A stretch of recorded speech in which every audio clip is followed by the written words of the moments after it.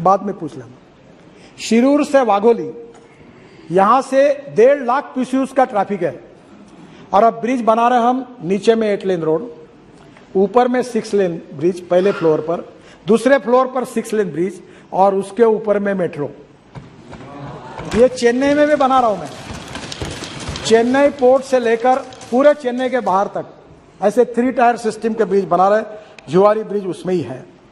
एक द्वारका में Dwarka Okhla signature bridge है, उस पर लाइटिंग है, बहुत सुंदर बना है। ये भी 1000 करोड़ का है। दिसंबर तक इसका काम पूरा हो जाएगा। जहां तक आपने जो बात की है अधीर रंजन जी ने, सर हमें विरासत में 403 प्रोजेक्ट 385 लाख करोड़ के बंद पड़े हुए प्रोजेक्ट मिले जब मैं मंत्री बना, और उसमें से 40,000 करोड़ के प्रोजेक्ट हमने टर्मिनेट कर दिए। और उसमें से ये दिल्ली जयपुर, ये दिल्ली हरिद्वार, गाला खाया कितनी खाई मैंने। ये बैठे वो कॉन्ट्रैक्टर कहते कहते 50 मीटिंग हुई, कितने लोग चले गए, मुख्यमंत्री बदल गए। अभी दिल्ली जयपुर का उसमें से थे। पर मैं आपको बताता हूं, मैं आपको दोष नहीं देता, पॉलिसी में कमियां रहती है। लैंड एक्विजिशन किए बिना अवार्ड हो गए, इन्वायरमेंट फॉरेस्ट क्लियरेंस मिले नहीं, रेलवे ओवरब्रिज की परमिशन मिले नहीं, वर्क ऑर्डर दे दिया, प्रोजेक्ट अटक गए, कॉन्ट्रैक्टर बैठ गए, इसके कारण तकलीफें आई। आपको बताता हूं 40,000 करोड़ के प्रोजेक्ट टर्मिनेट किए और उस समय के 50,000 करोड़ के प्रोजेक्ट पर हमने पूरे करते करते लाकर लगभग समाप्त करते हुए लाए, उससे मार्ग निकाला। और मैं आज इस सदन में विश्वास के साथ यह कह सकता हूं कि मेरे विभाग के इंजीनियर्स ने और हमने सबने बैंकों के साथ, अधिकारियों के साथ बैठकर रात को 12-12 बजे तक यहां बैठते थे। ऐसी पंचायत भर्ती थी और हमने हिंदुस्तान की बैंकों को 3 लाख करोड़ के एनपीए से बचाया, 3 लाख करोड़ के। अब हमने उस अनुभव से सीख ली कि 90% लैंड एक्वायर्ड किए बिना अवार्ड नहीं होगा, इन्वायरमेंट फॉरेस्ट क्लियरेंस किए बिना ये नहीं होगा, प्रोजेक्ट को अवार्ड नहीं करेंगे। रेलवे ओवरब्रिज के क्लियरेंस लाओ, सब रेडी होगा तो ही अवार्ड करेंगे, नहीं तो नहीं करेंगे। अब कमी दिक्कतें कम है, पर कभी ना कभी आपको इस पार्लियामेंट में कभी सोचना होगा। देखो, इकोलॉजी एंड इन्वायरमेंट के मैं बहुत सेंसिटिवली इसका सपोर्टर हूं, पर जब कानून एग्जैगरेटेड बन जाता है कि जहां एक भी पेड़ नहीं है, जंगल भी नहीं है, तो भी रिकॉर्ड पे लिखा है तो काम मत करो, बंद करो, कैसे देश होगा? हजारों करोड़ का चूना लग रहा है, हम काम डिले हो रहा है। इस देश के संसद को, आप लॉ मेकर हो, इकोलॉजी एंड इन्वायरमेंट को भी, ethics, economy, ecology and environment तीनों इंपॉर्टेंट ईज है। पर इकोलॉजी एंड इन्वायरमेंट के लिए हमको बिल्कुल जाना आगे। हम पेरिस अकॉर्ड से लेकर फ्यूल से लेकर सब जगह पोल्यूशन को कम करने की कोशिश कर रहे हैं। केवल दिल्ली के पोल्यूशन के लिए 62,000 करोड़ रुपए मेरा डिपार्टमेंट खर्चा कर रहा है सर, 62,000 करोड़। दिल्ली का रिंग रोड बनाया, दिल्ली के सब रोड बनना शुरू हुआ है ताकि दिल्ली का प्रदूषण कम हो। एक धौला कुआं का था, मैं रोज नागपुर से आता था प्लेन से, रोज 1 घंटा को धौला कुआं पे बैठ के गाड़ी में देखता था, रोज बोलता था क्या हुआ, ये कैसे करें। मेरा क्या बोले एनएच नहीं है, मैंने बोला नहीं है ना एनएच, आओ इधर, इसको 5 किलोमीटर एनएच जाहिर कर दो ताज पैलेस तक और बनाओ काम। तो हो गया काम। आज धौला कुआं पर आप अटकते नहीं है। और आज इसलिए मैं आपको यही कहना चाहूंगा कि कभी तो भी 1980 का फॉरेस्ट इन्वायरमेंट एक्ट उस समय बना था, एक साइड पेंडुलम इधर चला गया था। अब थोड़ा सा इस संसद को मैं अनुरोध करूंगा, हमें विकास भी चाहिए, रोजगार भी चाहिए, एक्सपोर्ट भी चाहिए, पर्यावरण भी चाहिए। हमें ऐसा एक्सेंट्रिक सोच के नहीं होगा। कभी ना कभी आदरणीय अधीर रंजन जी, आप सब पार्टी के लोग मिलकर एक बार इसमें पॉलिटिक्स न लाते हुए देश के इंटरेस्ट में, हमारे देश के इंफ्रास्ट्रक्चर को, हम एक डेवलप कंट्री है, इसके लिए किस प्रकार के कानून और नियमों के जाना चाहिए, इसका जरूर सोचिए। नहीं तो एक एक काम के पीछे हर साल 20-20 हजार, 30-30 हजार करोड़ स्टे मिल जाते हैं। आपको मैं बताता हूं, मुझे बताते हुए दुख होता है, कोई ये कहने के लिए नहीं आता मेरा रोड करो, काम शुरू करो। जो लोग आते हैं वो इसलिए आते हैं कि काम रोको, काम स्टे करो। और इसलिए मैं आपसे अनुरोध करूंगा कि इसको और अच्छी तरह के कुछ सुधार किया है, उस परिस्थिति में आगे भी आप लोग जरूर विचार करिए। क्योंकि इस देश का सार्वभौम ये संसद है। आप लॉ मेकर है, लेजिस्लेटिव विंग है, लोकतंत्र जो 4 पैरों पर खड़ा है, वो चाहे जुडिशरी हो, एग्जीक्यूटिव विंग हो, उसके साथ हमारी संसद लेजिस्लेटिव विंग हो और मीडिया हो।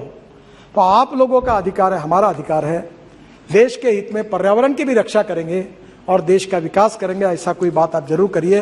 मैं मेरे अनुभव के साथ कहता हूं, हर साल 20 से 25 हजार करोड़ का चुना केवल डिले के कारण होता है, और आपके समय भी जो प्रोजेक्ट बंद पड़े उसका कारण यही कारण में घूम रहा था। और इसलिए मैं निश्चित रूप से आपको कहूंगा कि इस बात के बारे में विचार करिए। मुझे सम्मान्य सदस्य ने एक बात कही है कि हमने बौद्ध सर्किट बनाया। वैसे हमने दिल्ली अमृतसर कटरा रोड पर, जब हमारे आप लोग आए थे, हमारे सिंधु साहब चेयरमैन थे, वो पंजाब के हैं, मुझे कहा कि अमृतसर के बाहर से रोड जाएगा तो ये जो 4 महत्वपूर्ण गुरुद्वारा अमृतसर के अंदर है वो कैसे होंगे। मैंने बोला अंदर से रोड जाएंगे। हमने खर्चा किया, डबल बनाए, अब चारों को जोड़ दिया।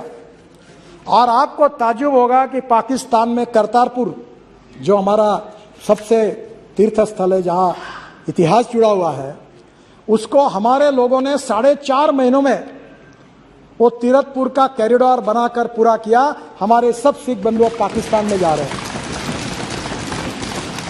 रिलीजियस टूरिज्म को बढ़ाने की हमने हर समय कोशिश की। एडवेंचर स्पोर्ट्स को, ओली, ये हमारा कारगिल के नीचे हमारा ये झोजिला, सर क्या जगह है। मैं तो अध्यक्ष महाराज आपको कहूंगा कि पार्लियामेंट का एक डेलीगेशन आप जोजिला टनल देखने के लिए आप आइए, मैं व्यवस्था करता हूं और आप जरूर देखने के लिए आइए। ये देश का, फारूक साहब तो जानते हैं वही के है, अध्यक्ष हमारा स्विट्जरलैंड से कई गुना अच्छा हमारा कश्मीर है। और वहां अगर टूरिज्म बढ़ेगा तो कश्मीर में कोई गरीबी नहीं रहेगी, कोई भूखमरी नहीं रहेगी, सब रोजगार मिल जाएगा। और आज वहां हम एडवेंचर स्पोर्ट, हमारे आइस के ऊपर के स्पोर्ट, मैंने गवर्नर से बात की है और इसीलिए हमने उसको विकसित किया है टूरिज्म को। एक बात रही है जो हमारे यहाँ विशेष रूप से जैन सर्किट की भी बात निशिकांत जी ने रखी। मैंने आज बैठकर बहुत काम किया है, पर अभी भी मुझे लगता है कि जैन समाज और आप सब लोगों के सुझाव लेकर मैं इस सदन को आश्वस्त करता हूं कि जैन सर्किट, इसको भी हम बनाकर उसको भी जोड़ने का काम करेंगे, ये विश्वास यहाँ देता हूं। एक और अच्छी बात हुई है जिसका आप लोग फायदा लीजिए। अभी प्रधानमंत्री जी ने मेरे विभाग के पास ropeway, cable car, funicular railway दिए हैं। अभी ये जो रोड ट्रेन है ना, रोड ट्रेन में 2 बसेस इलेक्ट्रिक केबल पे चलती है, तो उसमें एकदम टिकट सस्ता हो जाएगा। ये ट्राम जो थी आपकी कलकत्ता की, वैसी वो टायर पर चलने वाली बस है। रोपवे, केबल कार, कल मेरे यहाँ प्रेजेंटेशन है डॉफलवेयर कंपनी का, हवा में उड़ने वाली, हवा में चलने वाली, 250 लोग बैठकर उड़ने वाली बस तैयार की उन्होंने। ये देश, दुनिया बदल रही है। अब रोप के में देखो, मेरे 47 प्रोजेक्ट मंजूर किए हैं 20,000 करोड़ के, जिसमें Kedarnath, Hemkund Sahib Gurudwara, Neelkanth Mahadev temple Rishikesh, Hanumangarhi temple Nainital, Trimbakeshwar temple Harihar port Nashik.